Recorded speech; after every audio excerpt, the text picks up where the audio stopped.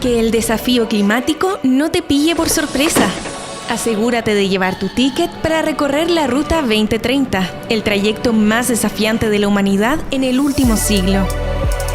Ruta 2030, el desafío climático. Un podcast del Instituto para el Desarrollo Sustentable UC y SDSN Chile. Viajemos junto al académico Jonathan Barton y el periodista Benjamín Marchant. Estación 1. Universidades y cambio climático. Roles y responsabilidades. Hola Jonathan, me dejaste sorprendido con la invitación a recorrer esta Ruta 2030, que suena como un trayecto bastante grande, complejo, pero sin duda apasionante. ¿Cómo estás? Hola Benja, muy entusiasmado. Y sí, es una ruta interesante la que decidimos recorrer. Le llamamos 2030 porque es el plazo que se ha dado la humanidad a través de las Naciones Unidas para alcanzar el desarrollo sustentable. Bueno, y bajo esa lógica, esta ruta tiene sin duda una variedad temática, una gama temática enorme que va desde el fin de la pobreza, la protección de los océanos, la acción por el clima, si sobre desarrollo sustentable se trata. Y sin duda podríamos partir por cualquiera de esos tópicos, pero ¿por qué iniciar nuestro viaje indagando en el rol de las universidades dentro de todo este panorama climático global?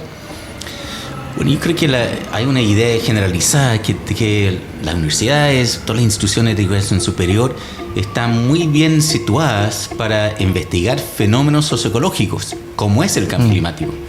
Han instalado capacidades docentes, investigación, para hacer avanzar las fronteras del conocimiento y por ende políticas públicas y acciones. Sin embargo, ¿qué ocurre con los impactos y las acciones de las universidades como instituciones en sí mismas? ¿Qué pasa hacia adentro también? Claro, esa es una muy buena pregunta porque a día de hoy las universidades reúnen a miles de estudiantes en un mismo lugar. Año a año, académicos, estudiantes también vuelan por el mundo en forma de intercambio o yendo a congresos para formarse o investigar.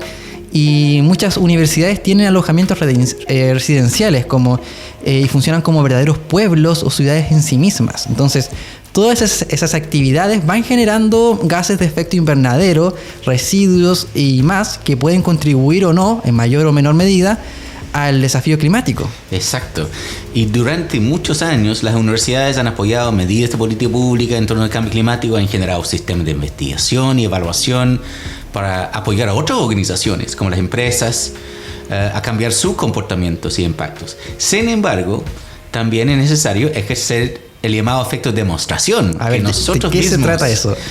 Que nosotros mismos muestran lo que se puede hacer, innovar socialmente, innovar en tecnología, mostrar que lo que se puede hacer y ahí replicarlo afuera de las universidades. Yo creo que las universidades, su tradición es innovar, es tratar de tomar los grandes desafíos de la humanidad en distintos momentos de la historia y avanzar en propuestas concretas. Por eso, las universidades deben ser laboratorios vivos en ese sentido, no solo para generar conocimientos sobre la ciencia del cambio climático, la mitigación y la adaptación, sino también diseñar y poner en práctica acciones concretas con estudiantes, con funcionarios, con académicos con y la académicas. Comunidad completa en general, como de diferentes estamentos. Exacto, son las formas de hacerlo en forma transdisciplinar, involucrando distintos saberes, distintos conocimientos. Incluye no solo lo que ocurre directamente en el campus, sino también en redes de actividades, productos y servicios del campus y fuentes y proveedores de otros lugares. Por eso es ver el campus como parte de un sistema más grande de suministro, roles de campus dentro de su contexto urbano o dentro de un contexto rural, siendo un campus de estudios agrícolas, por ejemplo. Bueno, y es por eso mismo que en esta primera temporada de 4 episodios vamos a recorrer y desentrañar las diversas formas en que las universidades participan en la acción por el clima. En particular, esta serie se va a interesar o se va a enfocar en la carbono neutralidad como una de las respuestas clave para abordar este desafío. La idea es que cualquier persona pueda comprender la temática y tenga herramientas conceptuales para dimensionar la importancia de este desafío en las universidades, ya sea si eres parte del cuerpo estudiantil y nos estás escuchando, si eres un académico o académica, de parte de la rama de funcionarios o el público en general que también tengan interés sobre estas temáticas. Y en ese sentido, para poder subirnos a este tren y recorrer la Ruta 2030, hay que entender primero que nada qué es carbono neutralidad y qué relación tiene con el cambio climático y cómo nos afecta como humanidad y a las múltiples especies que habitan este planeta llamado Tierra. Hablar de carbono neutralidad puede sonar abstracto y lejano, pero en nuestro día a día estamos ligados a ella de una u otra forma debido a las emisiones de CO2 u otros gases de efecto invernadero que generamos con nuestros estilos de vida. Según el Ministerio del Medio Ambiente de Chile, la carbono neutralidad significa tener emisiones netas iguales a cero, es decir, la suma de las emisiones de una organización o un país menos las absorciones deben ser igual a cero. Pero, ¿cómo es eso? En simple, es una forma de reducir las emisiones de gases de efecto invernadero que contribuyen al cambio climático y capturar aquellas emisiones que no hemos sido capaces de reducir. Así lo explicaba en el año 2020 Sebastián Vicuña, director del Centro de Cambio Global UC, en un video de la Estrategia de Carbono Neutralidad de la Universidad Católica. Todo nuestro diario vivir tiene que ver con la carbono neutralidad. La energía que utilizamos en nuestras salas, en los laboratorios, en las oficinas, en el casino, los residuos que generamos y cómo los tratamos, cómo nos transportamos desde y hacia los campus. Todo eso significa una mayor o menor emisión de CO2 y otros gases de efecto invernadero. El problema es que la atmósfera tiene una capacidad limitada de poder absorber estos gases de efecto invernadero. Cuando esta capacidad se sobrepasa, se empieza a generar el problema del cambio climático. Es así como iniciativas como transportes sustentables, una red energética limpia y otras medidas ayudan a dejar de emitir CO2 a la atmósfera y con ello mitigar el cambio climático. Ruta 2030, el desafío climático. Teniendo más claro el panorama de qué es la carbono neutralidad y su foco en las universidades, podemos acercarnos a nuestra primera parada dentro de la Ruta 2030, una estación donde hablaremos sobre los roles y responsabilidades de las universidades ante el cambio climático y la carbono neutralidad. Y para eso se subirá a nuestro tren climático a Tim Gutowski. Tim es profesor del Departamento de Ingeniería Mecánica en el Massachusetts Institute of Technology, MIT, donde se ha desempeñado un rol profesor, docente, investigador hace muchos años y es miembro del Laboratorio de Manufactura y Productividad. Su investigación durante los últimos 15 años se ha centrado en los problemas ambientales asociados a la fabricación, incluidos los procesos, productos, sistemas y, como no, cambio climático. Bienvenido, Tim, a Ruta 2030. ¿Cómo estás? Muy bien, muy bien. Un gusto de estar con ustedes. Para comenzar, queríamos preguntarte, porque no siempre es obvio saber cuál es el rol de las universidades en este desafío climático, y partir preguntándote ¿por qué es importante que una universidad asuma el rol de ser carbono neutral? Bueno, digamos que el papel de la universidad, a mi punto de vista, siempre ha sido algo muy especial. Debemos ser el intermedio justo. Me gusta mucho el lema de la universidad Harvard University, que es simplemente veritas, verdad. Nuestro deber es que debemos perseguir la verdad y debemos mostrar a nuestros estudiantes, a la sociedad, cómo actuar en una manera responsable. Y Tim, siguiendo en esa línea, mira, las industrias contaminan más. La agricultura genera muchas emisiones. ¿Por qué las universidades son importantes en esta discusión, siendo aportan relativamente poco? ¿Por qué insistir con tener planes de carbono neutralidad, siendo aportadores muy pequeños en el panorama global de las emisiones? Bueno, tienes razón. La suma de nuestras emisiones no es tan grande en comparación con las empresas, la industria, la agricultura, Pero tenemos un papel muy importante en cuanto a la educación de los jóvenes. Y también tenemos un papel muy importante en la comunidad.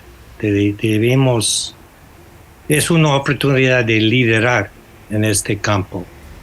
Y más de todo estamos descubriendo que es más difícil que al principio yo creo que pensábamos. En el fondo es asumir una responsabilidad con las personas que a futuro van a tener un rol importante en la sociedad, en la toma de decisiones, en las políticas públicas, por ejemplo, e influir en eso en la formación académica y cómo desde una universidad en sus campus también son coherentes con la sustentabilidad, la carbono neutralidad resulta importante. Te quería preguntar, Tim, sobre los desafíos. Cuando una universidad dice quiero ser carbono neutral, ¿cuáles son los desafíos, las tensiones, los problemas que se enfrenta para lograr ese objetivo? Bueno, yo he observado una dinámica que yo creo que ocurre muchas veces, que los administradores de la universidad sienten cierto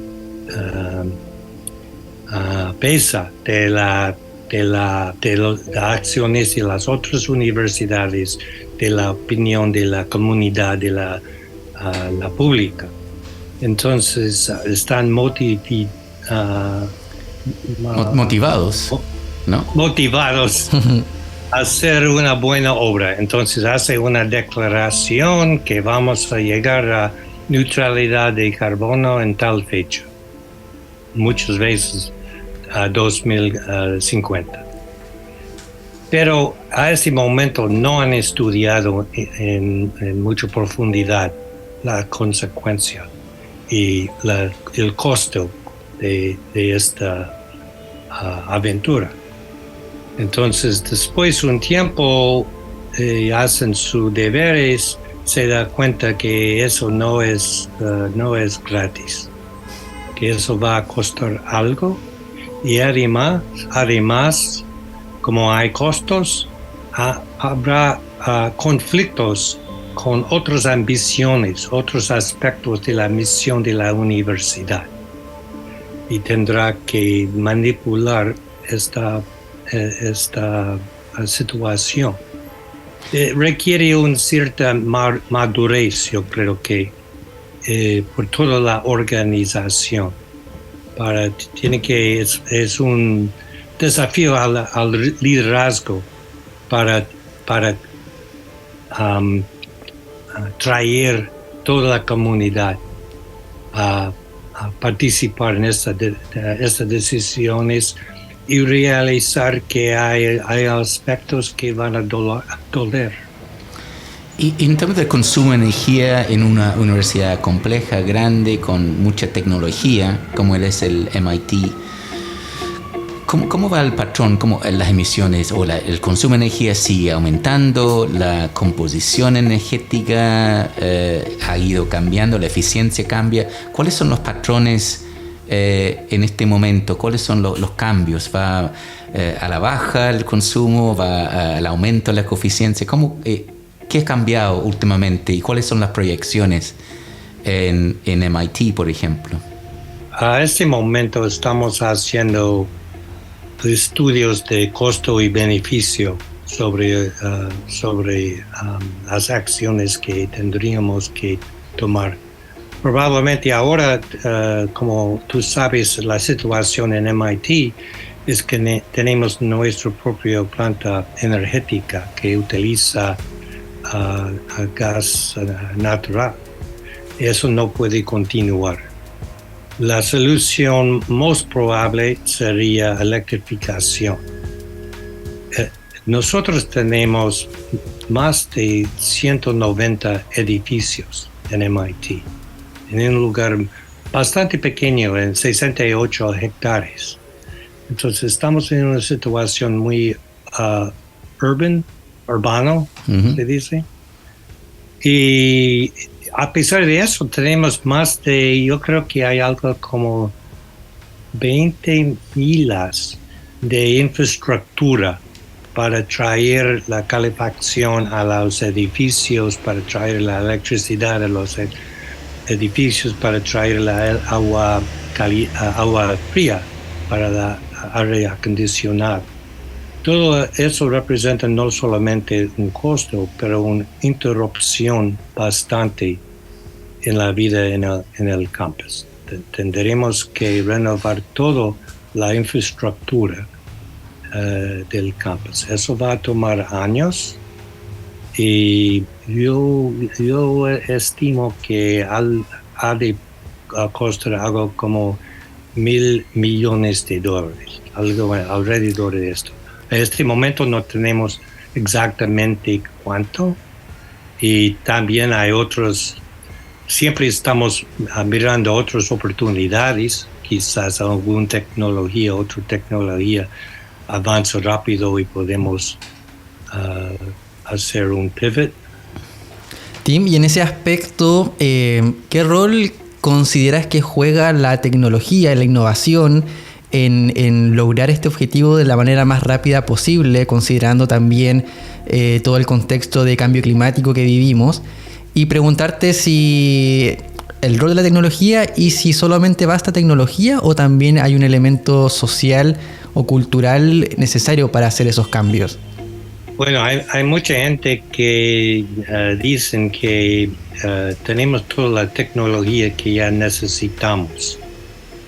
No es cuestión de tecnología, sino de la cooperación, la política, la economía. Los aspectos son lo más importante. Pero como MIT, un parte de nuestra misión es siempre desarrollar nueva tecnología.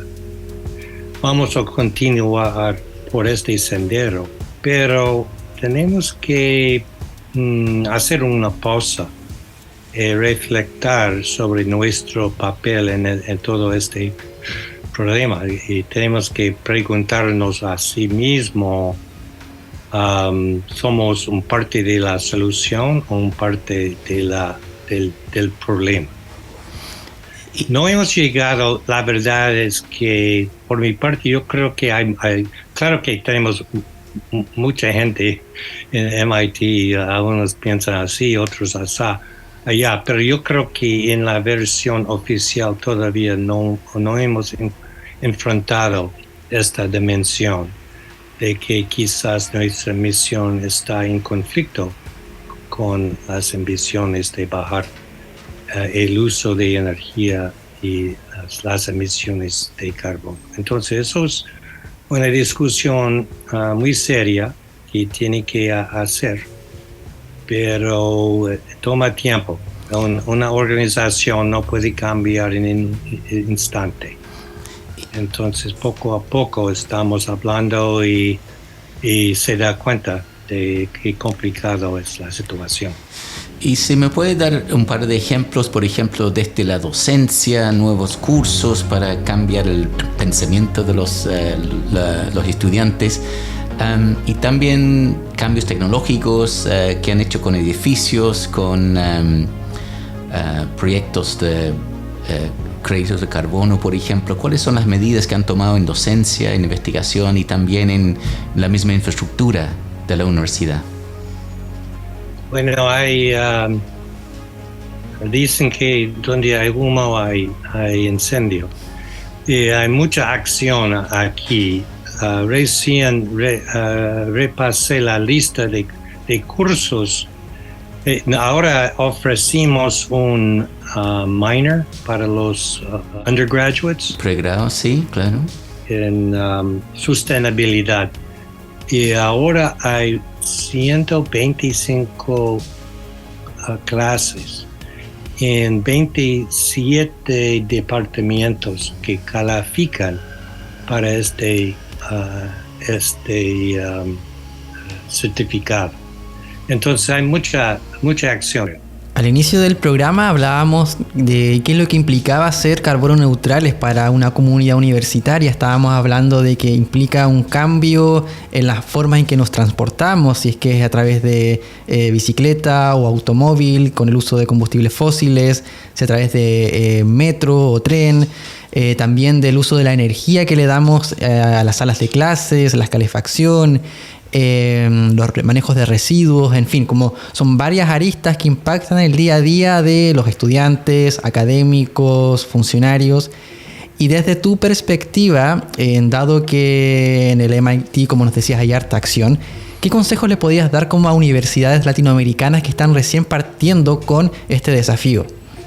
Bueno, yo estoy aquí, no en América Latina, entonces no estoy seguro que debo dar mis avisos a América Latina, pero desde mi punto de vista, como Jonathan sabe, hemos hecho una lista de las emisiones de MIT en comparación con varias universidades en América Latina. Y muchas veces sus emisiones en América Latina son muy bajas en comparación con los nuestros. Entonces, yo creo que es una cuestión de cómo desarrollar la economía en el futuro. Claro que puede bajar lo que utiliza ahora, pero no me cae tan urgente como bajamos más en el norte, donde el uso de carbono es mucho más grande. Entonces yo creo que hay espacio para una otra perspectiva en América Latina que tenemos aquí. Y por mi parte quisiera escuchar de los latinos cómo ellos piensan hacer su cosa en su propia casa. Si hay una prioridad para cualquier universidad, yo creo que en América del Norte, América del Sur, ¿cuál es la prioridad que hay que tomar? Hablamos mucho de la acción, hay que empezar a tomar acciones, pero ¿cuál es la prioridad? O sea, hay que decir que todos debemos avanzar en hacer qué el día de hoy, porque investigamos, hablamos, pero ¿cuál es la prioridad en ese sentido? ¿Cuál crees tú es la forma de realmente tomar ese tema en serio e empezar a actuar? Yo lo veo como un proceso, es un sendero. La universidad tiene que educarse sobre este asunto. Eso no va de un golpe. Yo lo veo como un proceso. Y generalmente yo creo que las universidades tienen muy buenas intenciones. Entonces están tratando de hacer lo bueno, pero tienen que darse cuenta del costo, de las interrupciones, de los conflictos que puede tener y cómo balancear otras ambiciones que tiene. Y por último, Tim, pensando en el desafío global del cambio climático, ¿eres pesimista o optimista con el futuro que se nos viene? Yo soy optimista cuando trabajo con otra gente. Entonces eso me da optimismo. Pero bueno, los hechos hasta ahora no son suficientes para abordar este problema. Entonces estoy esperando, pero deseando, pero vamos a ver. Por eso el mensaje: necesitamos más colaboración, más cooperación, sí, más trabajo colaborativo en acciones. Exacto. Perfecto, muchas gracias Tim por conversar con nosotros en esta entrevista. Que estés muy bien. Gracias por esta oportunidad. Ruta 2030, el desafío climático. Jonathan, fue una entrevista bastante decidora para ir viendo o acercándonos un poco al concepto de carbono neutralidad y los desafíos que enfrenta cada universidad acorde a su contexto para asumir esta acción climática. ¿Qué elementos te quedaron ahí en la retina de la entrevista?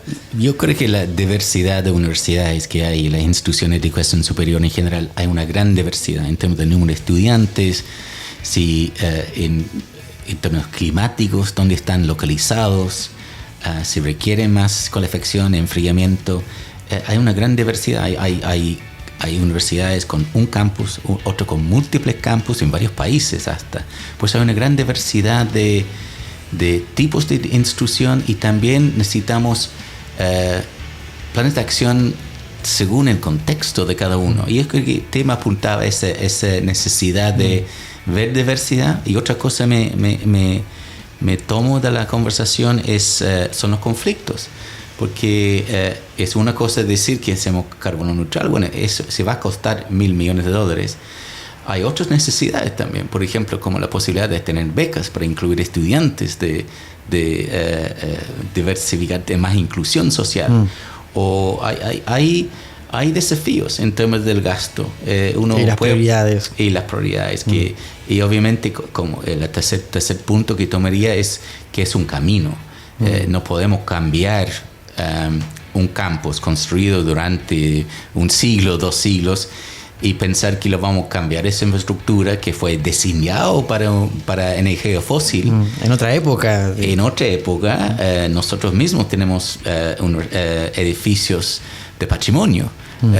Por eso yo creo que es un proceso largo. Y para mí el mensaje, siendo un proceso largo, hay que empezar el recorrido. Y no podemos seguir esperando para tomar acciones. Sabemos que hay que actuar y es mejor algo pequeño ahora que pensar en algo grande más adelante. Y que no llegue nunca, por estar constantemente ahí diseñando el plan perfecto o la bala de plata para enfrentar el desafío. Es la mejor forma de describirlo. Esa gran idea que llega el gran plan, llega la gran tecnología que va a resolver todos los problemas de una. Eso es el optimismo, pero el optimismo sin fundamento. Y lo que nos enseña la investigación es que las situaciones son complejas, los problemas en general son complejos. Hablamos de wicked problems, que no son fáciles de desarmar y entender. Por eso lo mejor es empezar con pasos pequeños a avanzar y no solamente pensar cómo lo vamos a avanzar.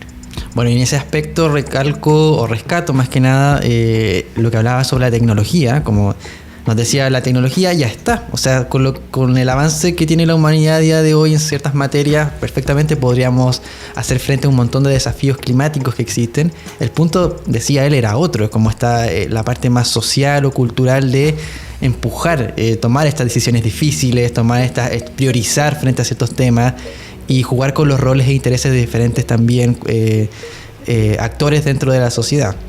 Y me quedo con la última parte también que hablaba sobre la colaboración, el rol importante de también muchas veces nosotros puede ser que estemos agobiados con el tema climático, pero cuando uno entra a generar acciones por muy pequeñas que sean, como decías tú, y entra en contacto con otras personas con un objetivo común, colabora, eso mismo va nutriendo de cierta esperanza concreta para afrontar el desafío.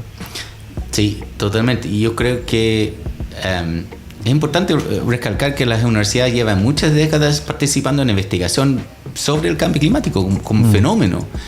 Y los primeros científicos que identificaron los procesos que hoy entendemos por el cambio climático antropogénico proceden de instituciones universitarias como Svante Arrhenius en la Universidad de Estocolmo, John Tyndall en la Royal Institution de Londres, de más de un siglo. Pero ahora el mensaje es no solamente investigación, saber del fenómeno, pero como en las mismas universidades también formamos personas, investigamos sobre acciones, sobre costos, sobre tecnologías. Y no solamente las tecnologías, pero la implementación de las tecnologías que ya sabemos que existen.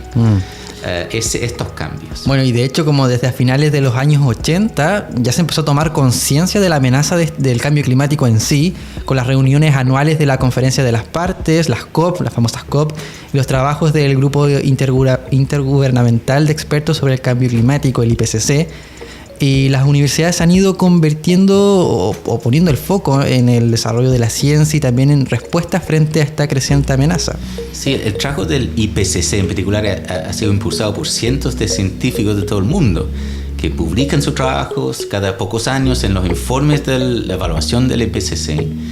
Y la calidad e importancia de este trabajo fue reconocida, por ejemplo, con la concesión del Premio Nobel de la Paz en 2007, junto con Al Gore. Fue Al Gore con el grupo de científicos del IPCC. Bueno, y el paso como de hablar de calentamiento global, después de cambio climático y ahora último de emergencia climática, ha hecho que las universidades vayan recibiendo cada vez más fondos para investigación, como decías tú, y en desarrollo de nuevos programas, nuevos cursos de enseñanza sobre múltiples dimensiones de este campo. Desde la química atmosférica, por dar un ejemplo, a las tecnologías de transporte, la perspectiva de género en toda la crisis climática, la vulnerabilidad de los pueblos indígenas, en fin, una infinidad de materias que tocan los desafíos de desarrollo sustentable. Sí, y muchos han firmado recientemente cartas y compromisos sobre el cambio climático. Es muy importante, entre ellos para fijar fechas, para ser neutrales en emisión de carbono. Eso es fundamental, fijar metas. Y bueno, y se plantean importantes cuestiones como cómo se afrontan las universidades el cambio climático y cómo participan en la generación de las políticas como respuesta ante ello, las tecnologías y los aspectos culturales que van de la mano con todo esto. Sí, y a esta altura está claro que las universidades no pueden ser actores pasivos en este proceso. Son parte de la solución y también pueden ser cuestionados por haber sido parte del problema con sus estrategias de investigación y desarrollo en décadas anteriores. Por ejemplo, al apoyar y promover procesos de desarrollo basados en los combustibles fósiles. Exacto. Bueno, ¿y qué papel desempeñan o deberían desempeñar las universidades? ¿Qué responsabilidades tienen en cuanto a la formación de las próximas generaciones de estudiantes que marcarán el cambio o el camino en el sector público, las empresas, la sociedad civil? Todo eso es las preguntas que buscamos responder en este podcast y nuestra invitación es que se sumen a esta Ruta 2030 para seguir respondiendo todas estas interrogantes. Ruta 2030, el desafío climático. No te quedes abajo de la próxima estación de la Ruta 2030, un podcast del Instituto para el Desarrollo Sustentable UC y SDS en Chile, realizado en los estudios de la Dirección de Comunicaciones de la Vicerrectoría de Comunicaciones y Extensión Cultural UC. Conducción, Jonathan Barton y Benjamín Marchant. Locución, Rocío Cano. Producción técnica, Víctor Valenzuela. Coordinación, Rodrigo Álvarez. Edición periodística, Benjamín Marchant. Conoce más de nosotros en desarrollosustentable.uc.cl.